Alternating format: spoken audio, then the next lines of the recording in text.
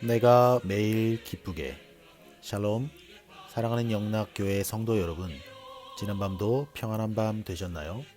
오늘은 2022년 1월 12일 수요일 아침입니다. 오늘도 말씀과 기도로 하루를 여는 내가 매일 기쁘게 경건의 시간을 시작하겠습니다. 오늘 하루의 삶도 하나님과 동행하며 말씀으로 인도함 받는 은혜와 평강이 넘치는 귀하고 복된 하루 되시길 우리 주님의 이름으로 기원합니다.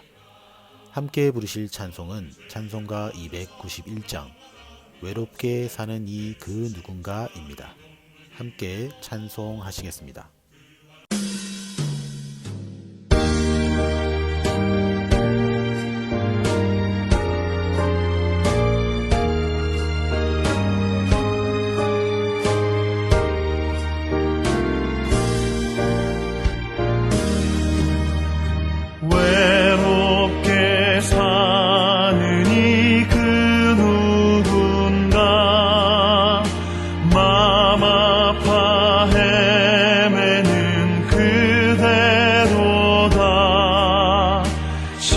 십자가 형틀에 너 위해 사하신 하나님 독생자 왜 잊었나.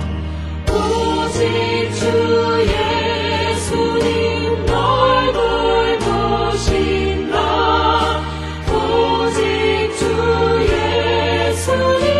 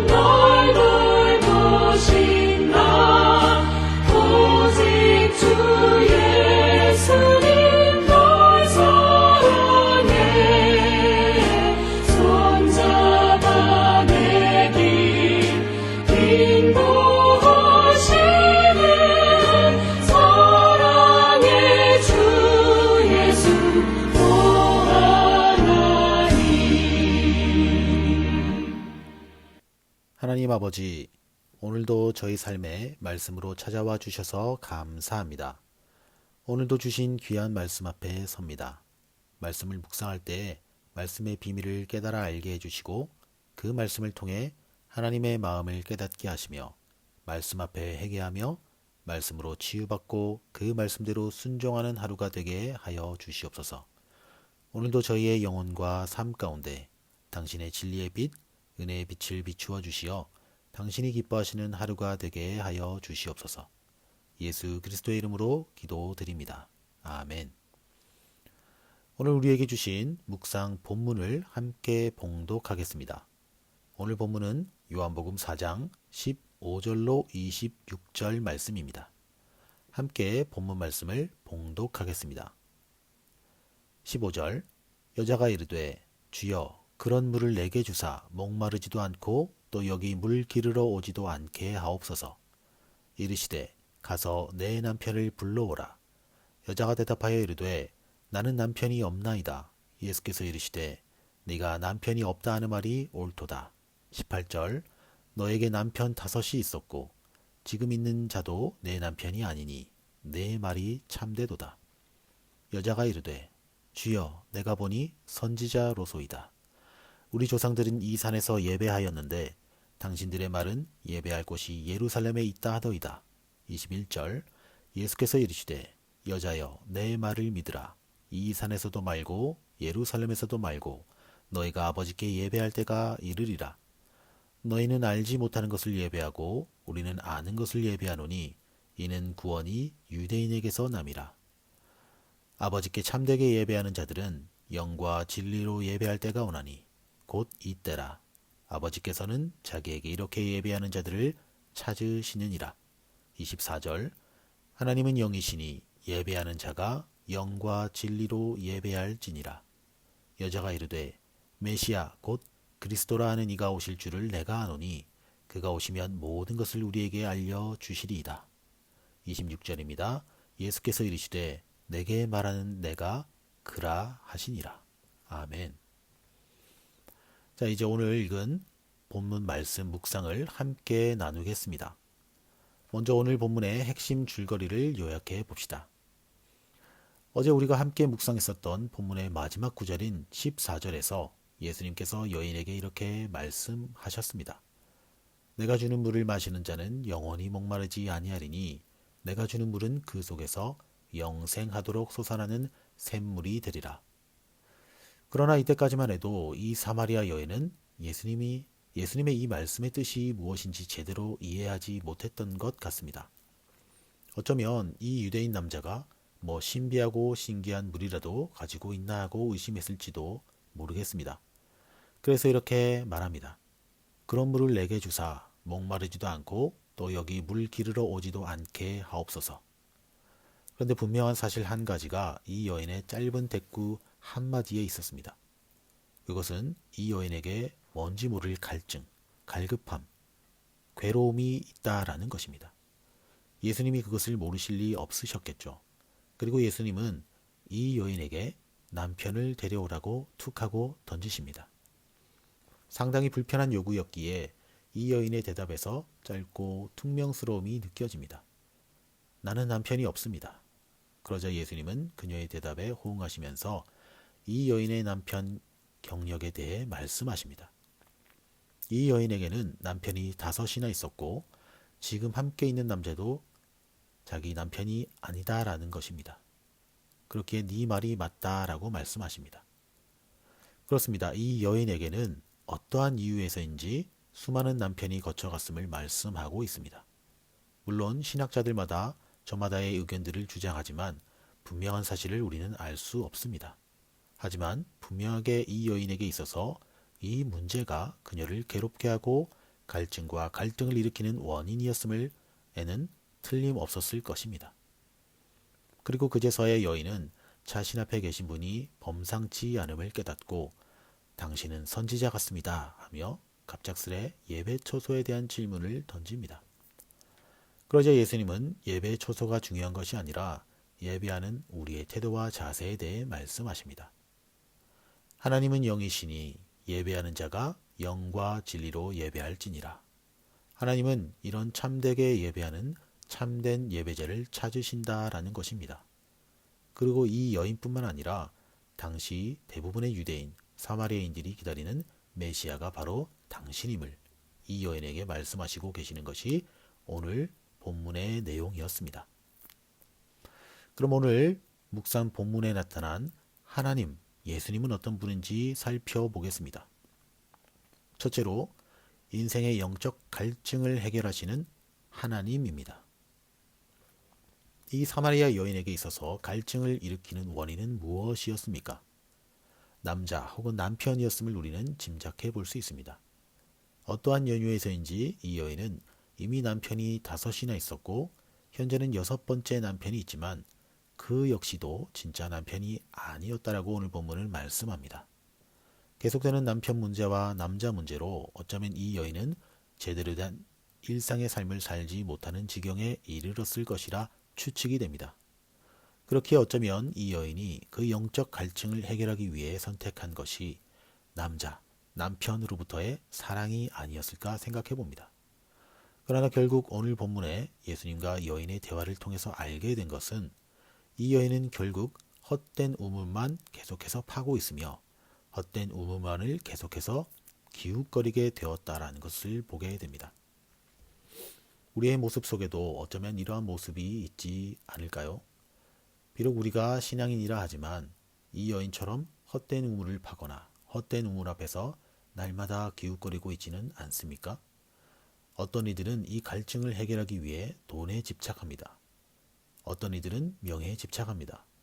때로는 직분에 집착하기도 하고 때로는 자식들을 통해 그 영적 갈증을 채우려고 하기도 합니다.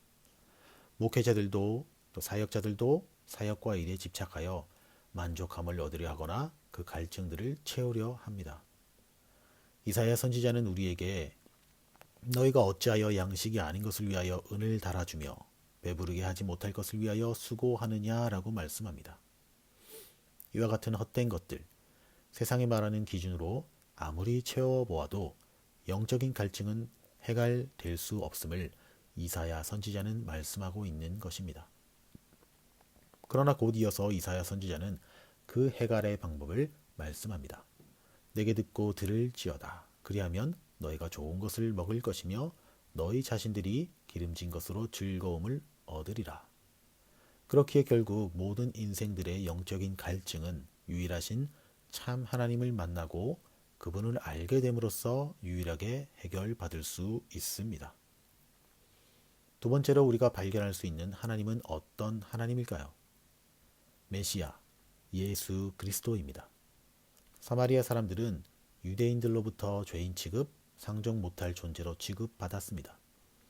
그런데 이 여인은 그에 더해서 자신의 이웃과 같은 사마리아 사람들로부터도 차별받고 멸시받는 사람이었던 것을 짐작해 봅니다.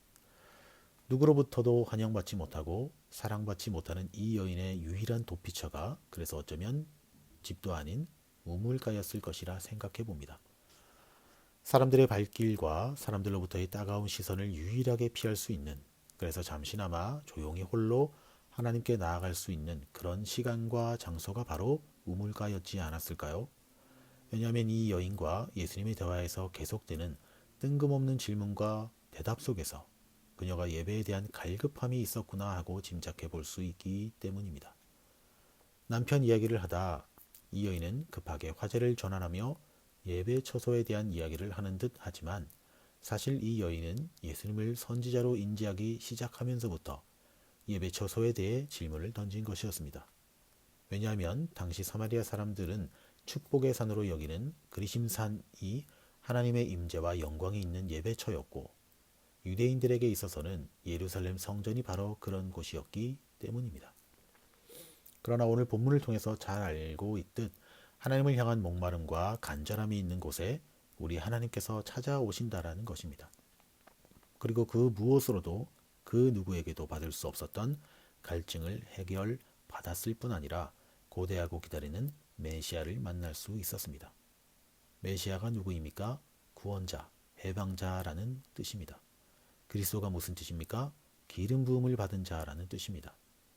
이 사마리아 여인이 진정으로 바라는 것은 자신의 이러한 갈증과 공허함으로부터 해방시켜주고 구원받는 간절한 소망이었는데 바로 우리 주 예수 그리스도가 그 메시아였습니다.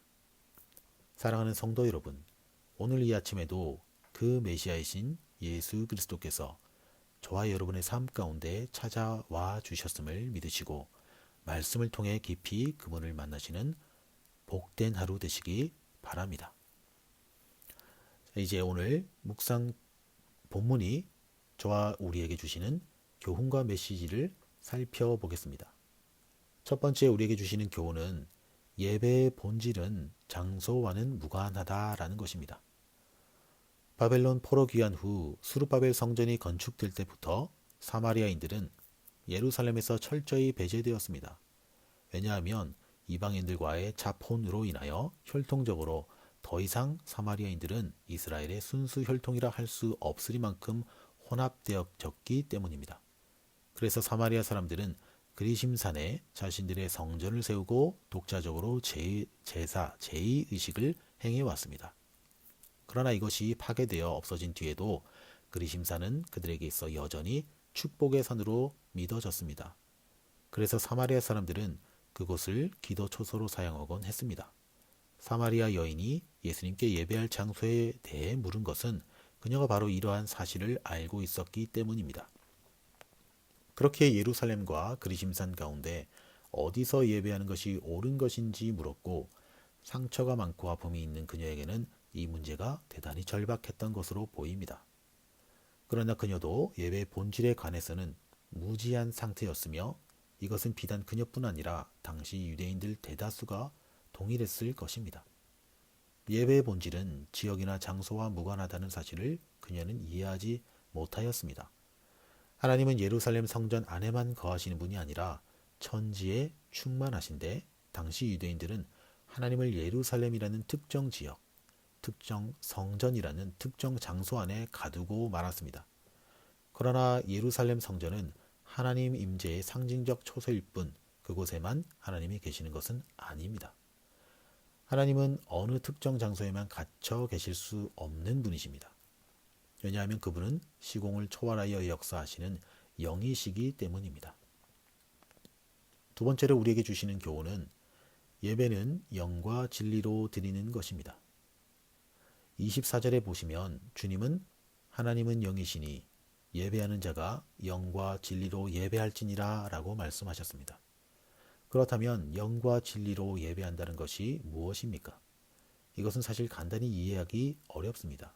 그러나 예수님 당시까지 드렸던 예배와는 완전히 다른 예배인 것만은 분명합니다. 예수님 당시까지 드렸던 예배는 어떤 것이었습니까?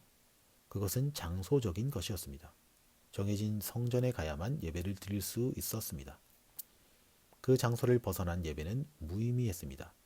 그리고 반드시 제물이 필요했습니다. 그러나 이제는 하나님께서 친히 한 제물을 준비하셨기 때문에 다른 제물은 필요하지 않습니다. 그 제물이 바로 십자가에서 죽으신 하나님의 어린 양 예수 그리스도이십니다. 그렇습니다. 이들에게 있어서 지금까지의 예배가 특정 장소를 찾아가서 특별한 제물을 드림으로 예배를 드렸지만 이제 앞으로 드려질 예배와 하나님이 찾으신 예배자는 성령으로 하나님과 연합되고 그분의 말씀 앞에 순종하고 그 뜻대로 살아가는 예배라는 것입니다. 바로 이 예배가 예수 그리스도께서 십자가에서 죽으시고 3일 만에 부활하시고 승천하신 후 오순절 성령의 강림 사건을 통하여 우리에게 성취되었습니다.